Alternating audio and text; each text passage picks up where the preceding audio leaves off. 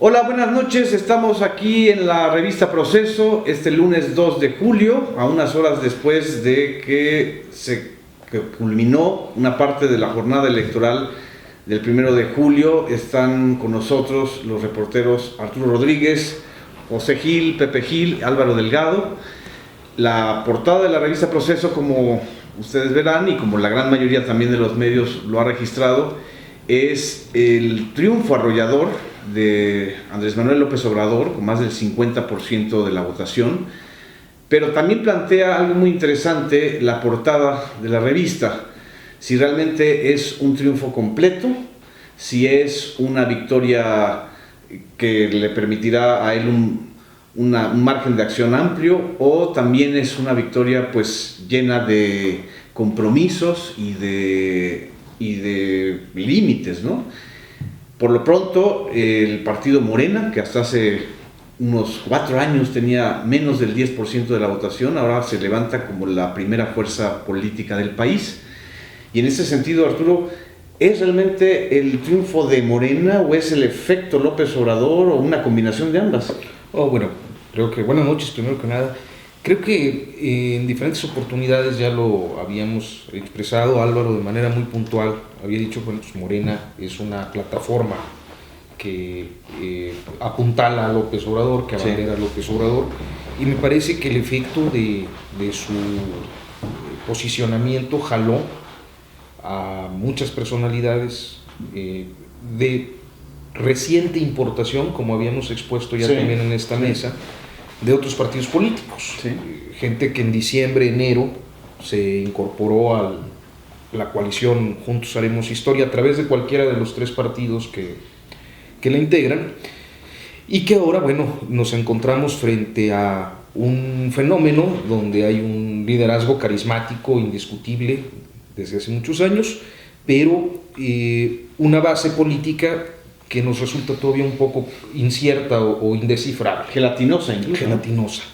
Entonces, en esa medida, tanto por las personalidades que llegan acompañando a López Obrador, inclusive en su gabinete, como por algunos aspectos que tienen que ver con el marco constitucional, con los compromisos establecidos por el Estado mexicano, en las contrataciones. Ayer creo que fue muy claro, ¿no? Cuando dice vamos a respetar los contratos con empresas extranjeras, vamos a revisar los del sector energético. Nada que no haya dicho antes, ¿eh? Sí, claro, pero el discurso de ayer, claro, ya como es un tono distinto, ya no es el tono rudo de las campañas que suelen tener, sino el tono de alguien que ya está ahí y que está dando señales de calma a los diferentes grupos. ¿Por qué no mencionó López Obrador en sus discursos de anoche a ningún militante ni a la dirigente nacional de Morena? ¿Fue simple y sencillamente porque no era necesario, o hay un mensaje ahí de que va a gobernar más allá de Morena? ¿Cómo lo podrías interpretar, o nada más es...? Yo creo que los mensajes de la reconciliación y estos llamados pues van un poco en ese sentido, a que no solo es Morena, pero también creo que una de las cosas que vamos a tener que ir aprendiendo quienes estamos observando y registrando estos fenómenos es que López Obrador tiene otras formas. O sea, esto que tú planteas creo que lo podríamos asimilar de una manera muy clara en un priista hace unos años. Las omisiones, el silencio respecto se le da una lectura. Había una lectura que quiso decir. Yo creo que es irrelevante, porque lo fundamental. ¿Tú crees que se rompieron reglas al final de cuentas? Lo fundamental era enviar el mensaje de reconciliación y de aspectos muy específicos que le interesan a muchos. Hay inclusive priistas que se andan preguntando y se andan doliendo de por qué no le agradeció a Mid o Anaya. No, los asuntos, a mí me parece que el discurso, que fue breve, pero fue muy claridoso, muy contundente, es ver hacia adelante. Sí. Y en el caso de Mid, pues el que dio la nota realmente del resultado de la votación antes que el INE y que incluso que Donald Trump, fue José Antonio Mid.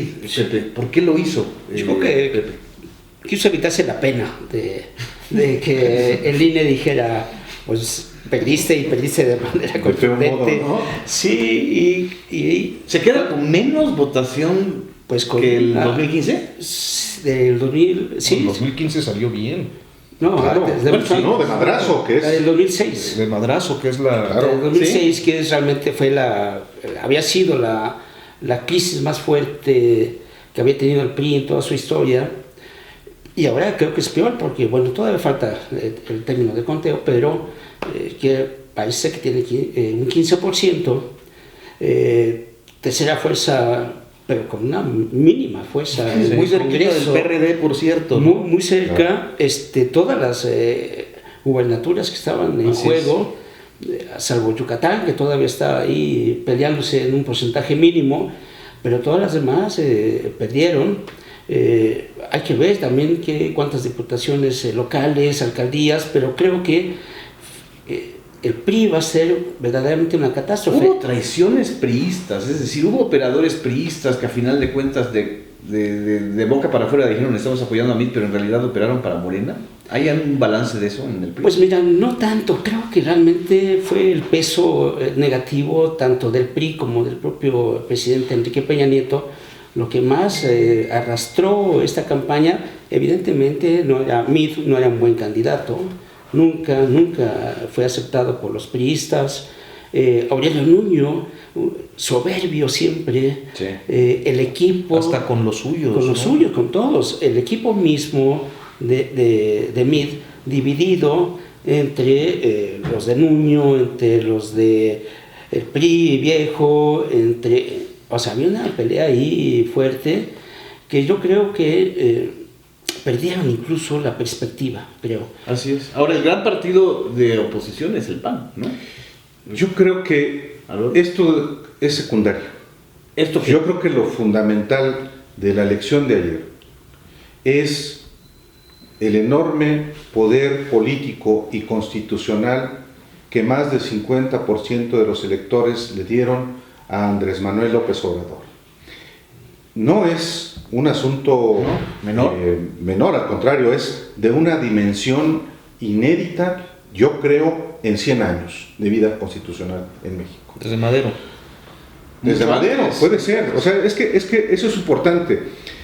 No solamente tiene el 53% de la votación que nadie había tenido en México, por lo menos en las elecciones que más o menos se organizan en México con autoridades independientes. Le da mayoría en las dos cámaras del Congreso. Le da un enorme poder con una diferencia brutal ante el segundo lugar. Y le da, creo yo, un mandato la ciudadanía de sacudir, de transformar el régimen político y el Estado mexicano. El dilema que plantea la portada de la revista, ¿hacia dónde lo ves tú? Es decir, ¿es un triunfo con contradicciones o realmente es un triunfo? Es un triunfo sin atenuantes. Sin atenuantes. Aquí el reto es si esa renovación tajante, esa acabar con la corrupción y la impunidad, auténticamente la lleva a cabo en su administración. Pero el mandato popular de ayer es: López Obrador, haz lo que tengas que hacer, lo que ofreciste hacer para transformar este país. Más allá de que haya habido actuaciones específicas de los partidos políticos. Morena es un partido nada más, pero el movimiento el triunfo de López Obrador ayer rebasa a Morena, rebasa al PRI, rebasa al PAN. Y al PRD y a todos, o sea, es decir, hay una reconfiguración del sistema político. Absolutamente. Porque ya las ecuaciones se movieron, es decir, hay otras personas que están diciendo esta es la culminación del modelo de país que heredamos del 88, es decir, del fraude del 88 que surge cuando surge el PRD, cuando surge el salinismo, llega a su máxima expresión, pero no sabemos hacia dónde más puede ir, pero... Yo creo que sí. Pero hay un mandato muy legítimo, ¿no? Pepe, Álvaro Delgado plantea esto, que lo importante es el mandato muy claro que tiene López Obrador, con una legitimidad que no había tenido ningún otro presidente del país en los últimos 100 años, pero ¿Observas lo mismo? ¿Planteas? Sí, pero con un matiz. Me parece que en este caso, obviamente, Andrés Manuel supo administrar muy bien este enojo social. Supo catalizar de alguna manera esta inconformidad y que se ve... A ver, pero él lo administró, yo en el creo sentido que de, sí. de que lo provocó. No, más bien, yo creo que lo aprovechó bastante bien. Ah, bueno, lo capitalizó. Sí. Que era lo mismo que quería hacer Anaya, ¿no? Sí, de alguna manera, pero lo que pasa es que Anaya y Meade representaban a partidos que no tenían esta aceptación popular, digamos. Ahora creo que aquí, así como Andrés Manuel está representando todo un movimiento, también a él tiene un peso por parte de la sociedad que le está diciendo: si te dimos la confianza, te dimos nuestro voto, si tú no respondes, te vamos también a exigir. Claro, el nivel de exigencia es tan alto como el nivel de legitimidad. Exactamente. Sí. Yo creo que eso es sumamente importante. Creo que podríamos resumirlo en la idea de que hubo una gran votación antisistema, identificando al sistema, a los dos partidos que han ostentado el poder en este país. ¿Tres incluyes al PRD? Sí, se incluye el PRD. Pero que ese voto no es no es incondicional. No es un voto duro, no es un voto permanente, es un voto condicionado. Sino un cheque en blanco. No es un cheque en blanco. Un día le puede...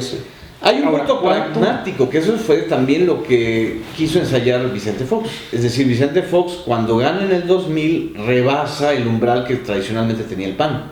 Pero la diferencia... A ver, ¿qué diferencia tú verías, Álvaro, entre el fenómeno Fox y el fenómeno López Obrador en estas circunstancias? Por eso digo que lo que ocurrió ayer es de dimensiones inéditas en el país, porque efectivamente en el 2000 se generó la alternancia en buena medida porque había hecho crisis el propio sistema de partidos, como ha hecho crisis, y yo digo, está hecho pedazos en esta coyuntura en la que gana López Obrador.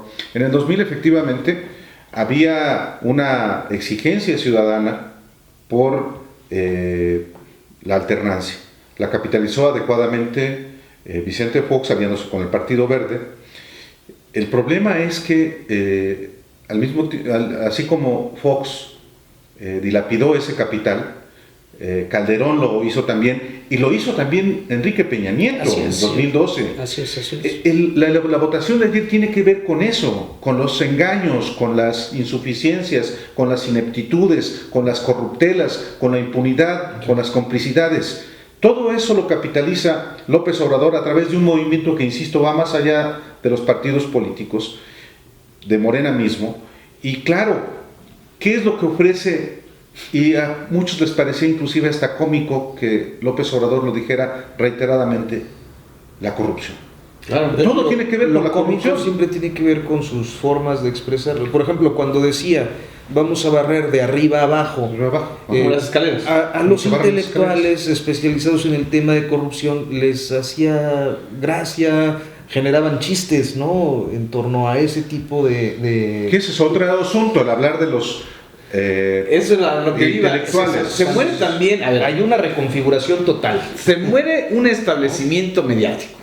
Ayer ver a Televisa y ver a Enrique Krause y a Héctor Aguilar Camín juntos, viendo, es como si vieras dos vestales que se están destruyendo. El sistema también de medios también se va a recomponer. ¿Están surgiendo nuevos intelectuales? ¿Ustedes qué opinan? Yo creo que hay... es que es un momento muy interesante. Mira, yo me lo plantearía en dos vertientes. Iba a decir una dicotomía, pero no, en dos vertientes. Por una parte está la sensación que nos deja de que hay una reconfiguración. Sí. Y por la otra, que es un poco con lo que empezamos, de que se trata de una refundación. También, sí. Y yo empiezo a ver fenómenos como elementos de los dos. Sí. Por ejemplo, en el caso de los intelectuales y de los de las personas de los medios masivos grandes de telecomunicación, de comunicación, esta transmutación en sus posturas. Pero ¿no les da la impresión de que están hablando entre ellos? Como que es autorreferencial, porque ya la gente no se definió, pues ni definió su voto, ni definió su posición a partir de lo que veía en la televisión. Tan no se definió que el resultado es pues si le hubieran hecho caso. Benditas redes sociales, dijo López Obrador en su discurso. O sea, estaba ubicando también el fenómeno de la alternancia entre un modelo analógico y digital que permitió esto, ¿no? Claro. ¿Cómo lo ven ustedes? ¿Cómo lo ves, Pepe? Pues mira, creo que esto de las redes sociales a mí siempre me pareció que era fundamental en esta elección, porque más allá de la opinocracia, ya de estos líderes de opinión ya bastante vistos con un lenguaje que muchas veces ni se refleja entre la gente, no lo sé, la gente ni siquiera a veces los entiende, y sin embargo en las redes sociales sí se entendían en referencias muy cercanas. Era muy claro, perdón que te interrumpa, que al principio de la campaña la enorme mayoría de los comentaristas de radio y televisión estaban con Meet. Estaban, o sea, era abierta la... No, también con Anaya, ¿eh? Es decir, la comentocracia, que es la misma en radio, en televisión, en prensa, en la Ciudad de México y en los estados, son los mismos. Son los que se dan coba. El gran problema de estos comentócratas y de los llamados intelectuales es que no tienen mayor influencia. Creo que también es un poco su frustración, que lo que aconsejan, lo que dicen, lo que pontifican, ya no tiene ninguna repercusión en la sociedad. Si así fuera, la diferencia en la votación de ayer no hubiera sido de tal magnitud. Yo añadiría alguna reflexión en torno a esto de las redes y el cambio en las fórmulas de hacer campaña, que es, fíjate, personalmente me tocó cubrir quizás una de las últimas campañas territoriales. Sí.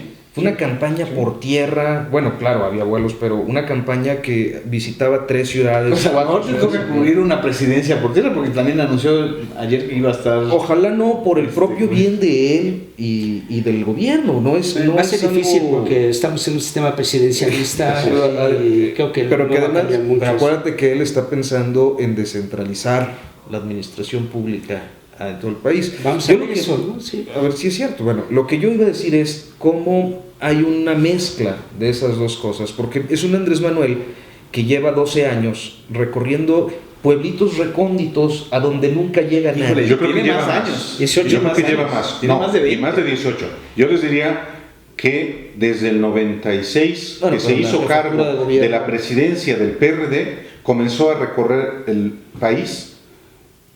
Y ya antes había recorrido íntegro Tabasco cuando yo les voy a lanzar esa provocación. Es que estamos realmente ante el fenómeno de liderazgo político y social más grande de los últimos años, porque no ha habido, la verdad, un político con ese conocimiento territorial. Lo tuvo Cuauhtémoc Cárdenas, pero él no surgió de ese movimiento. O sea, a Cuauhtémoc Cárdenas le surge el liderazgo después de la ruptura con el PRI. Pero López Obrador, hasta donde observamos, lo construyó desde que estaba en el INI, desde que estaba en Acajuca, desde que estuvo con los chontales, en fin. Es un fenómeno carismático, sin lugar a dudas. Yo creo que a veces es necesario dejar pasar un poquito de tiempo para tomar perspectiva histórica. Pero no pertenece a las élites. Pues no en el sentido en el que lo hemos...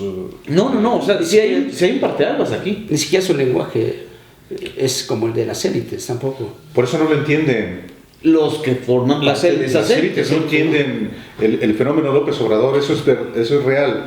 Él es un hombre, y en ese sentido hay, yo creo que uno de los pocos pensadores lúcidos, como es Jesús Silva Herzog Márquez. Él lo define como el hombre que vino del trópico.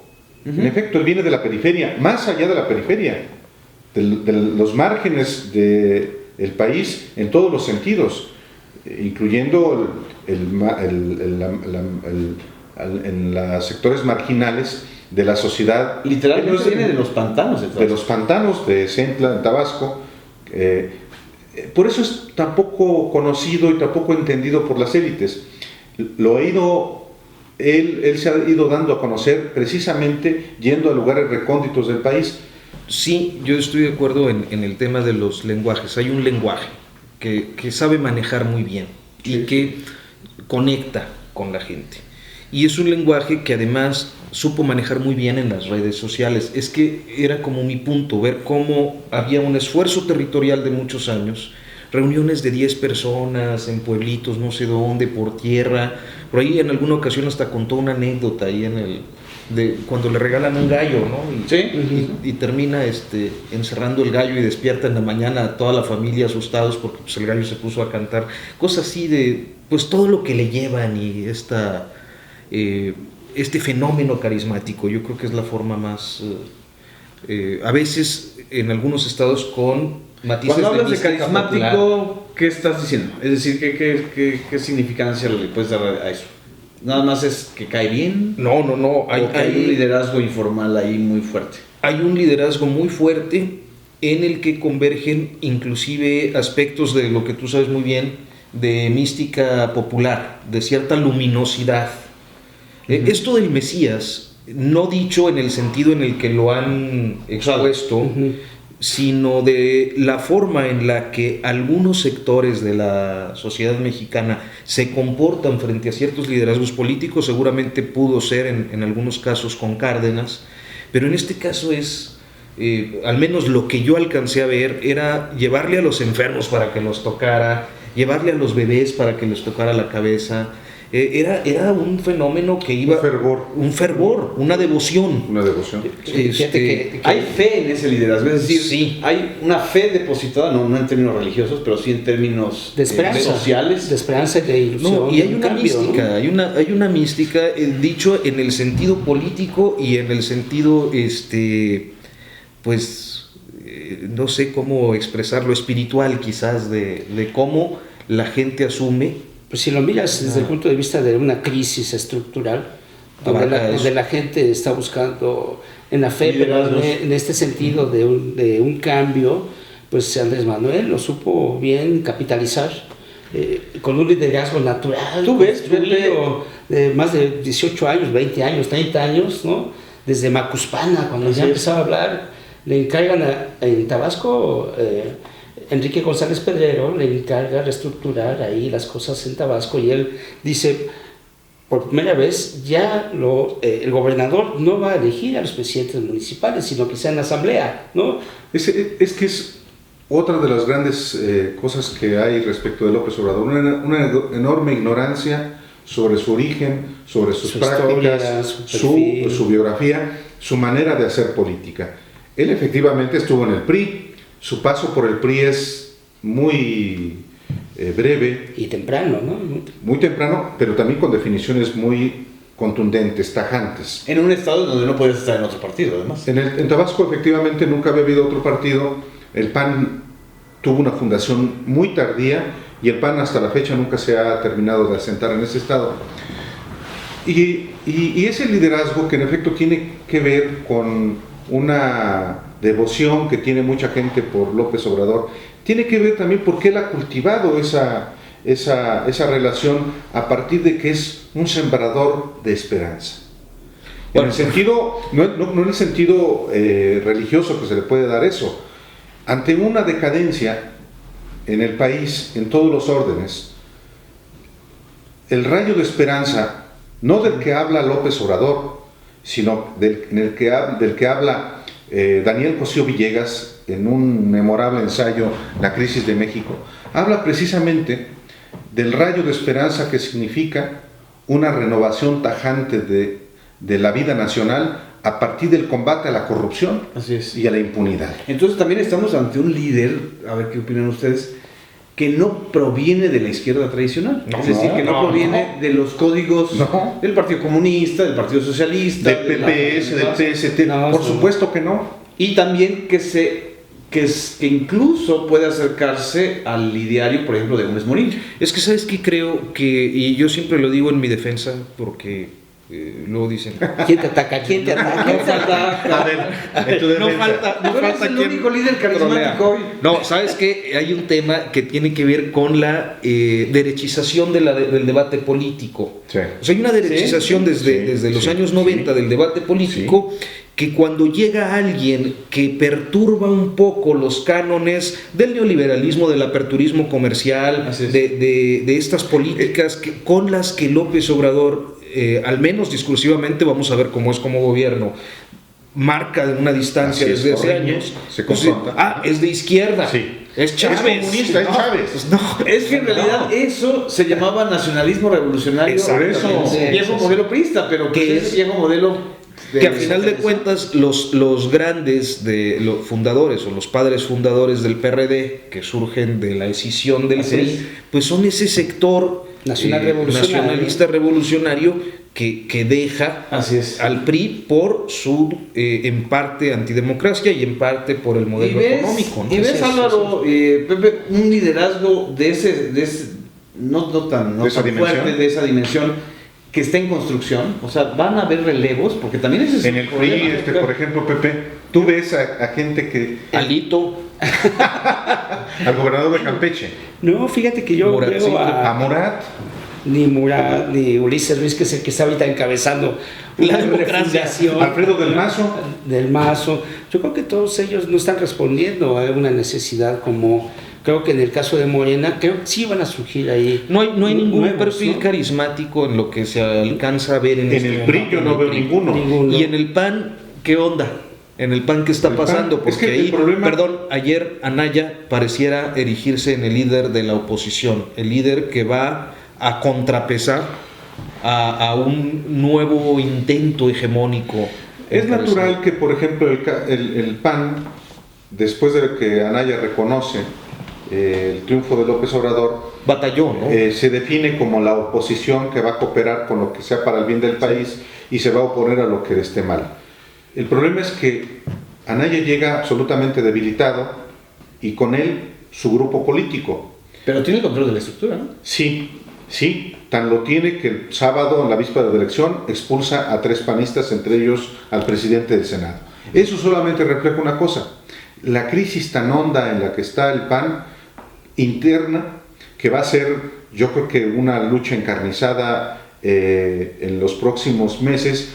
Va a haber elecciones porque así lo ordenan los estatutos, pero hay otro factor muy importante que son los gobernadores, que van a ser los que se van a convertir, yo creo que como en el caso del PRI, los interlocutores con López Obrador, y los partidos se van a hundir en una crisis interna que puede efectivamente generar que hasta la propia bancada de Morena y de sus aliados crezca por las defecciones que habrá del PAN, quizá no tanto del PAN, del PRD, pero del PRI.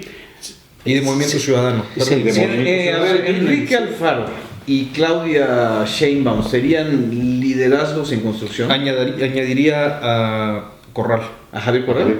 No, yo creo que ya esos que estás mencionando son 3 precandidatos presidenciales para dentro de 6 años. Así es. Sí, y Adán Augusto, que es el candidato que gana con mayor volumen de votos en Tabasco, que es un fenómeno muy específico, muy local, pero es impresionante, es decir... Sí, pero no va. No es de la dimensión de Claudia Sheinbaum, que sin duda, haciendo un gobierno eficaz en la capital, se perfila para ser candidata presidencial. A pesar de su resultado mediocre, porque pues una mala candidata, ¿no? Es una candidata muy diferente. No es carismática, ¿no? No, pues no. No es carismática. Sí, a ver, sí, ¿no? Porque no es tan mediocre si tomas en cuenta que tenías a toda la estructura del gobierno capitalino operando en contra. Así es. Es decir, a favor de Alejandra Barrales y a favor del frente, ¿no? Aunque el parámetro sería que aún con ese aparato operando, Andrés Manuel tiene una ventaja. Sí, pero son 2 casos distintos, de la misma manera que yo lo pondría en el caso de, por ejemplo, Veracruz con Cuitláhuac Vázquez, con Cuitláhuac García, o el propio que yo creo que es el Adán peor, Augusto fue el peor de los candidatos. Lo vamos a ver gobernando. Sí. Vamos a ver gobernando. Un gran desafío. Vamos a ver en estos años una serie de cambios de partidos, de líderes. No sé, creo que hay una recomposición, las propias formas de hacer gobierno. La caja de Pandora se abrió. Pues Totalmente. buenas noches, muchas gracias. Nos colgamos hoy, pero era necesario. Es una fecha muy importante, es un momento importante para Así el es, país, ¿no? así es. Y yo creo que para nosotros como observadores, pues, Claro. Igualmente. hay un Sí. regusto. No, pues como periodistas haber y en cubierto. proceso, léanlo por favor. Muy bien. Buenas noches.